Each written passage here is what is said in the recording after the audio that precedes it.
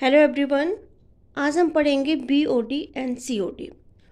उसको जानने से पहले थोड़ा सा हम बात करते हैं डीओ के बारे में, डिज़ोल्व ऑक्सीजन। क्या होता है, किसी भी वाटर बॉडी के अंदर कितना अमाउंट ऑफ ऑक्सीजन डिज़ोल्व है फ्रीली। ठीक है। अब जैसे जैसे वाटर बॉडी के अंदर पोल्यूशन बढ़ेगा, पोल्यूशन बढ़ेंगे तो उसमें ऑर्गेनिक और इनऑर्गेनिक सब्सटेंस आएंगे। इनऑर्गेनिक और इनऑर्गेनिक सब्सटेंस को माइक्रो ऑर्गेनिज्म क्या करते हैं, डिकम्पोज करेंगे, और जब डिकम्पोज करेंगे तो उन्हें ऑक्सीजन की रिक्वायरमेंट होगी। तो वो ऑक्सीजन कहाँ से लेंगे, जो वाटर बॉडी के अंदर फ्रीली डिसॉल्व है। तो जैसे जैसे पोल्यूशन बढ़ता जाएगा, जैसे जैसे पोल्यूशन इंक्रीज होगा, जो वाटर बॉडी के अंदर डिसॉल्व ऑक्सीजन है वो डिक्रीज होता जाएगा। ठीक है। अगर आपका डिसॉल्व ऑक्सीजन 8 ppm से कम है तो वाटर आपका कैसा हो जाएगा, पोल्यूटेड। तो वाटर हमारा कैसा हो जाएगा, वाटर बॉडी के अंदर पोल्यूटेड। ठीक है। अगर डिसॉल्व ऑक्सीजन 4 ppm से कम है तो ये जो वाटर होगा ये हैवी पोल्यूटेड होगा, हैवी पोल्यूटेड वाटर। ठीक है। और अगर आपका dissolve oxygen should be about 14 ppm, तो ये क्या होते हैं, ये गुड फॉर एक्वेटिक लाइफ। ये कैसे हो जाएंगे आपके, good for aquatic life. Clear. अब पढ़ते हैं बीओडी। बीओडी क्या होता है, इसको बोलते हैं बायोलॉजिकल ऑक्सीजन डिमांड। क्या होता है, the amount of dissolve oxygen needed by bacteria for the decomposition of organic waste. क्या हो जाएगा ये, इसको हम क्या लिख सकते हैं, the amount of dissolved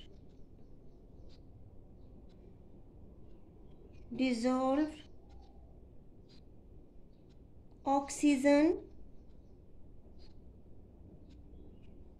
needed by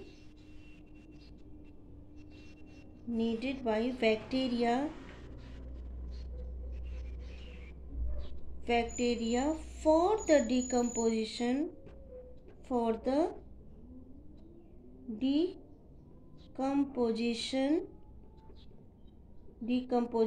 of organic waste। अब देखो, जो माइक्रो ऑर्गेनिज्म है या बैक्टीरिया वगैरह है, ये क्या करेंगे, ये जो डिसॉल्व ऑक्सीजन है वाटर बॉडी के अंदर, ये वेस्ट मटेरियल को डिकम्पोजिशन करने के लिए इनको ऑक्सीजन की ज़रूरत होगी। तो वो ऑक्सीजन, ये डिसॉल्व ऑक्सीजन जो वाटर बॉडी में है उससे लेते जाएंगे तो एक टाइम बाद जैसे जैसे बायोलॉजिकल ऑक्सीजन की डिमांड बढ़ेगी, जितना ज़्यादा वाटर पोल्यूटेड होगा उतना ही माइक्रो ऑर्गेनिज्म को नीड होगी ऑक्सीजन, डिसॉल्व ऑक्सीजन, मतलब ऑक्सीजन की नीड होगी डिकम्पोज करने के लिए ऑर्गेनिक वेस्ट को। तो जैसे जैसे बायोलॉजिकल ऑक्सीजन डिमांड बढ़ेगी, मतलब डिकम्पोजिशन का प्रोसेस बढ़ेगा, वैसे वैसे वाटर बॉडी के अंदर जो डिसॉल्व ऑक्सीजन है वो क्या हो जाएगा, वो घटता जाएगा, रिड्यूस होता जाएगा। क्लियर।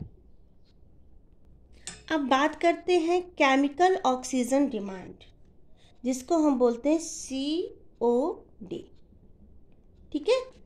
अब देखो यहाँ पे बीओडी में क्या हो रहा था बेटा, बायोलॉजिकल ऑक्सीजन डिमांड में जो डिकम्पोजिशन हो रहा था वो ऑर्गेनिक सब्सटेंस का हो रहा था, क्योंकि जो माइक्रो ऑर्गेनिज्म थे वो केवल ऑर्गेनिक सब्सटेंस को ही डिकम्पोज कर पा रहे थे।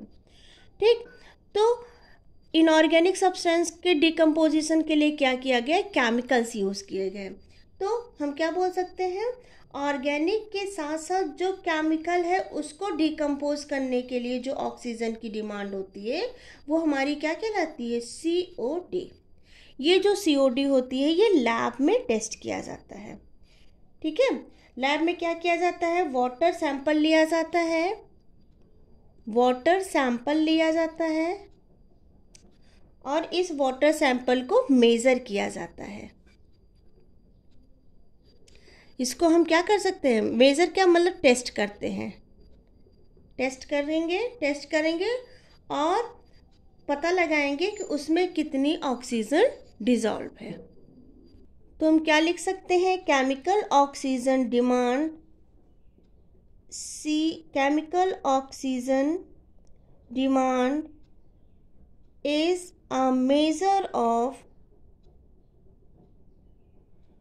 a measure of the capacity of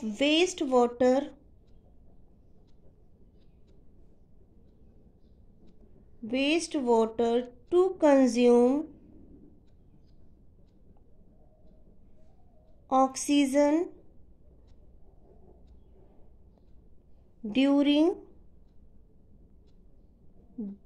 the oxidation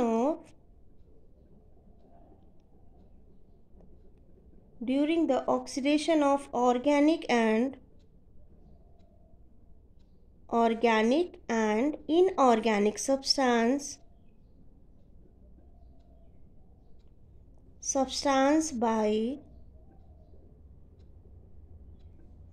by using strong oxidising agent.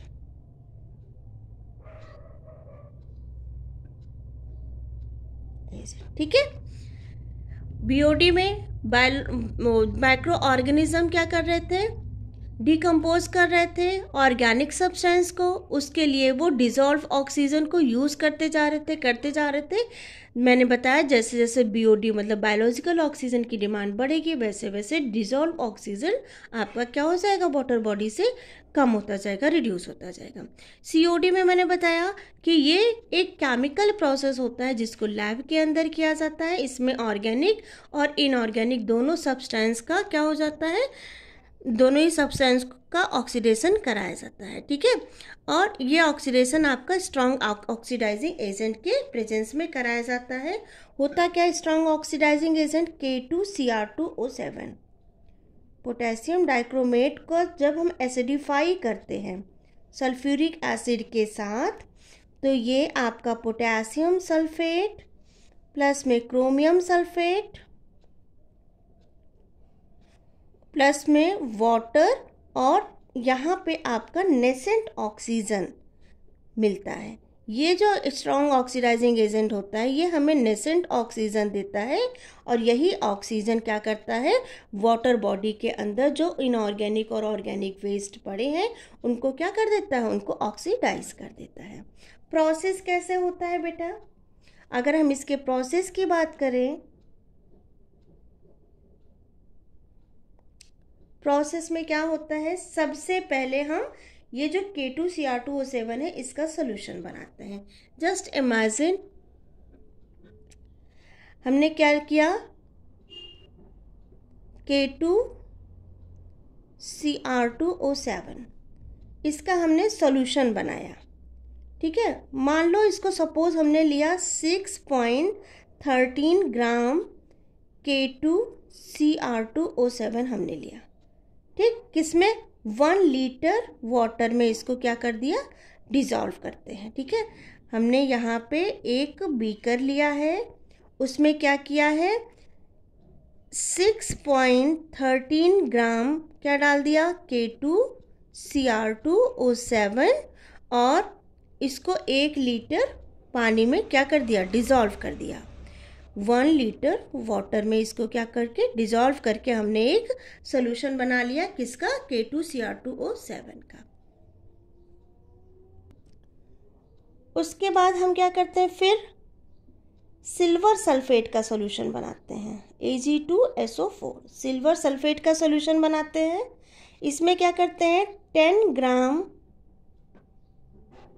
10 gram silver sulphate लेंगे, 500 ml कॉन्सनट्रेटेड पोटेशियम सल्फेट लेंगे और 500 ml वाटर लेंगे। ठीक है, इन तीनों को एक बीकर में क्या करेंगे, मिक्स कर देंगे। इसमें हमने क्या डाला है, 10 ग्राम सिल्वर सल्फेट, 500 ml क्या डाल दिया है, वाटर है हमारा, 500 ml वाटर है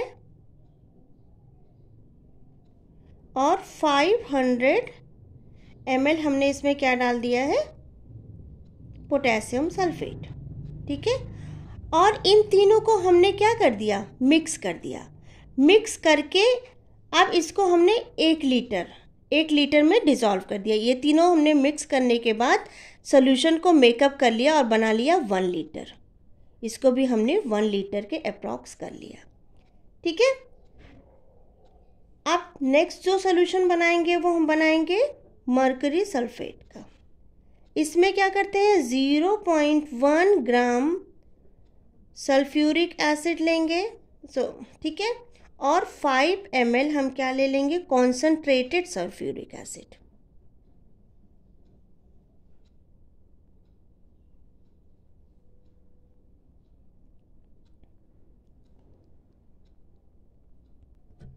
बेटा ये आपका मर्करी सल्फेट है, मर्क्यूरस सल्फेट Hg, वो 0.1 ग्राम हम HgSO4 ले लेंगे और 5 ml कॉन्सनट्रेटेड सल्फ्यूरिक एसिड ले लेंगे।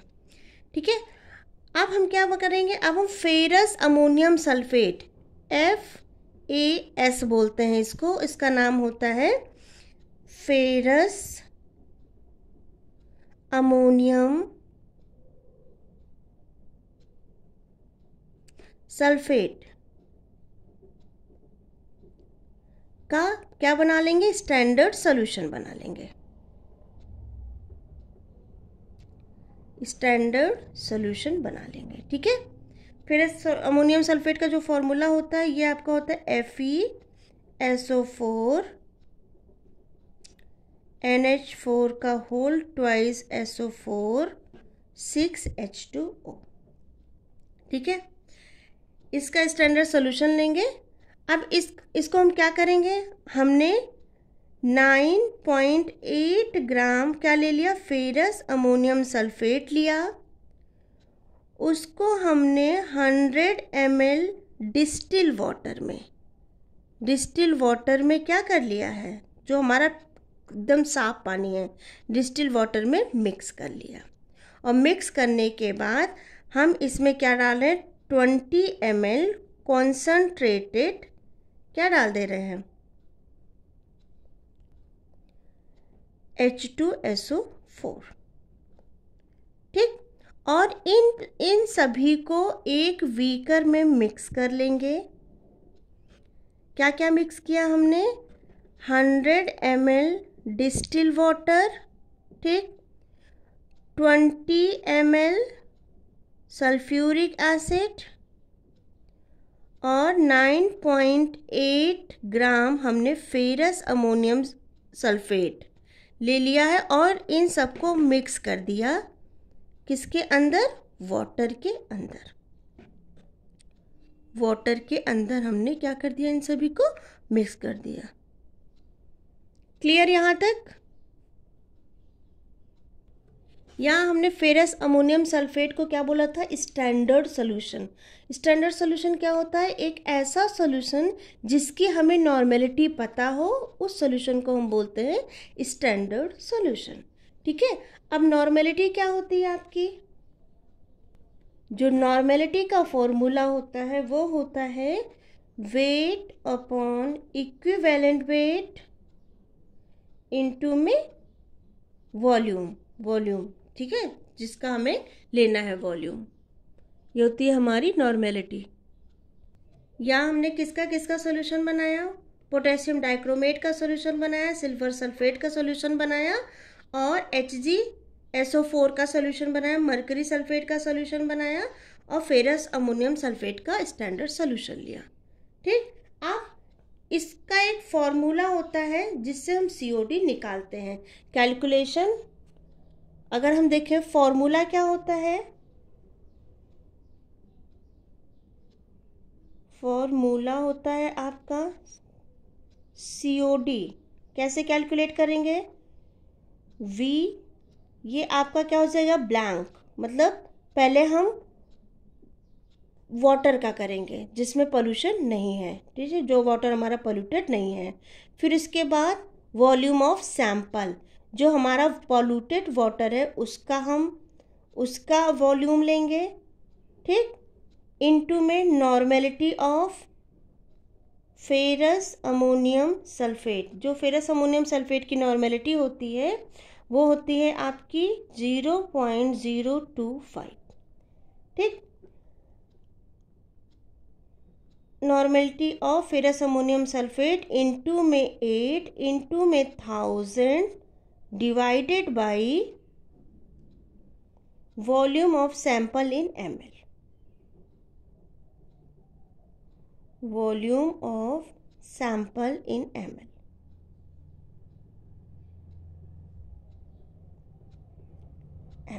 ठीक है। अब देखो, नॉर्मेलिटी हमें पता है, ये वैल्यू भी पता है, ये वैल्यू भी पता है, बस हमें क्या निकालना है, ब्लैंक वाटर का वॉल्यूम और सैंपल वाटर का वॉल्यूम निकालना है, ठीक है।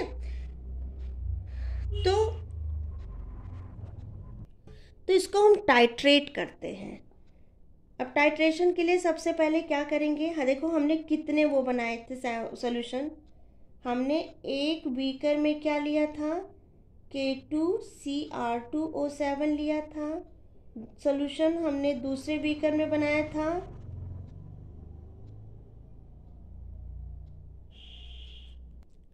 दूसरे में हमने क्या लिया था, K2SO4 प्लस AgSO4 लिया था। तीसरे में हमने जो सॉल्यूशन बनाया था वो Hg का था, HgSO4 का सॉल्यूशन बनाया था। फिर हमने एक इंडिकेटर बनाया था फेरस अमोनियम सल्फेट का, ये हमारा क्या था, जिसको हम बोलते हैं फेरस अमोनियम सल्फेट नहीं, हम एक इंडिकेटर लेंगे यहाँ पे, ये होगा हमारा फेरोइन इंडिकेटर। फेरोइन इंडिकेटर यहाँ हम डिस्टिल वाटर लेंगे,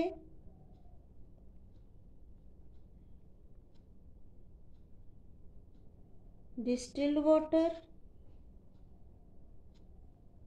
यहाँ हम वेस्ट वाटर लेंगे, जो वाटर पोल्यूट हुआ है हमारा, और एक हमने क्या लिया था, फेरस अमोनियम सल्फेट का सॉल्यूशन ले लिया था, ठीक है। अब क्या करेंगे, सबसे पहले प्रोसीजर में क्या किया जाएगा, ब्यूरेट, लैब में एक ब्यूरेट होता है कुछ इस शेप का,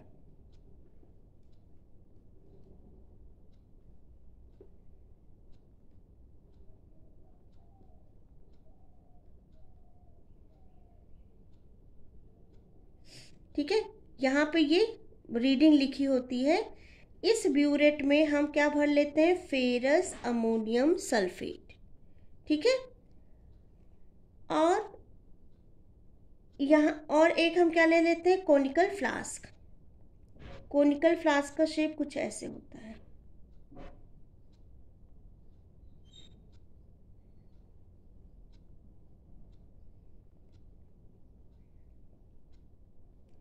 इस कोनिकल फ्लास्क में हम पिपेट होता है आपका कुछ इस टाइप का,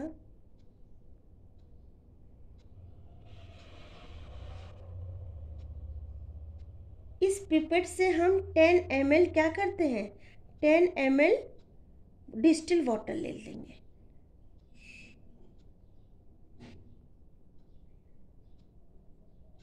10 ml डिस्टिल वाटर ले लेंगे, ठीक। आप 10 ml डिस्टिल वाटर डालने के बाद इसमें हम 1 ml क्या डालेंगे, HgSO4, उसके बाद 5 ml क्या डालेंगे, 5 ml हम K2Cr2O7 डालेंगे, 15 ml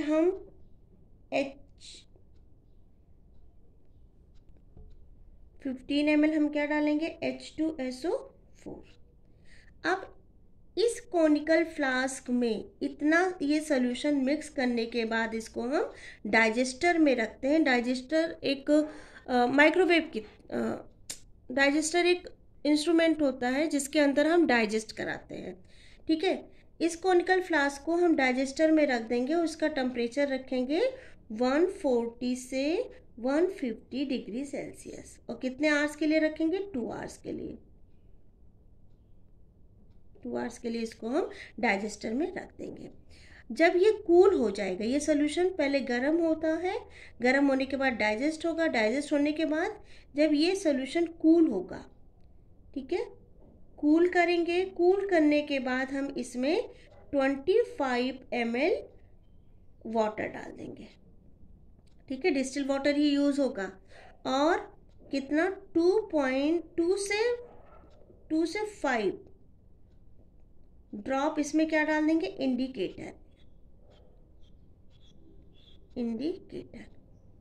ठीक है, इंडिकेटर हम कौन सा यूज़ कर रहे हैं, फ्लोरीन इंडिकेटर यूज़ कर रहे हैं। ठीक, इंडिकेटर डालने के बाद अब ये जो कॉनिकल फ्लास्क हमारा तैयार हुआ, इसको हम ब्यूरेट से क्या करेंगे, टाइट्रेट करेंगे। टाइट्रेट करने के बाद इसकी अपनी कुछ रीडिंग आएगी। ये तो हो गया आपका किसका, ब्लैंक वाटर का, जो हमने बिना पोल्यूटेड वाटर लिया था, उसका टाइट्रेशन हो गया। तो इसका जो वॉल्यूम निकल के आएगा, जब टाइट्रेट करेंगे तो इसका जो वॉल्यूम निकल के आएगा वो आएगा आपका VB, जिसको हम बोलेंगे ब्लैंक वॉल्यूम। ठीक, ऐसे ही सेम प्रोसेस हम करेंगे किसके लिए, सैंपल के लिए, जो वाटर सैंपल हमने कलेक्ट किया है। सेम वही करेंगे, डिस्टिल वाटर की जगह अब हम क्या ले लेंगे, वाटर सैंपल। वाटर सैंपल लेंगे, उसमें हम 1 ml HgSO4 डालेंगे, 5 ml K2Cr2O7 डालेंगे, 15 ml H2SO4 डालेंगे। उसके बाद इतने ही टेम्परेचर पे इतने ही टाइम के लिए हम उसको क्या करेंगे, डाइजेस्ट करवाएंगे। डाइजेस्टर में, जब डाइजेस्टर में डाइजेस्ट हो जाएगा तो उसको कूल करेंगे। कूल करने के बाद अब हम उसमें वाटर डालेंगे, डिस्टिल वाटर। ठीक, और उसमें 2 से 5 ड्रॉप इंडिकेटर डालेंगे और उसको हम ब्यूरेट के नीचे लाके क्या कराएंगे, टाइट्रेट कराएंगे। जब टाइट्रेट कराएंगे तो वहाँ से जो हमें वॉल्यूम निकल के आएगा वो आएगा वॉल्यूम ऑफ सैंपल। ठीक है, अब यहाँ से हमें VB की वैल्यू भी पता चल गई और VS की भी वैल्यू पता चल गई। फिर इसको हम क्या करेंगे, इसमें इस वैल्यू में पुट कर देंगे और इसका क्या कर सकते हैं, COD को हम क्या कर सकते हैं, कैलकुलेट कर सकते हैं। तो आई होप आपको ये समझ में आया होगा।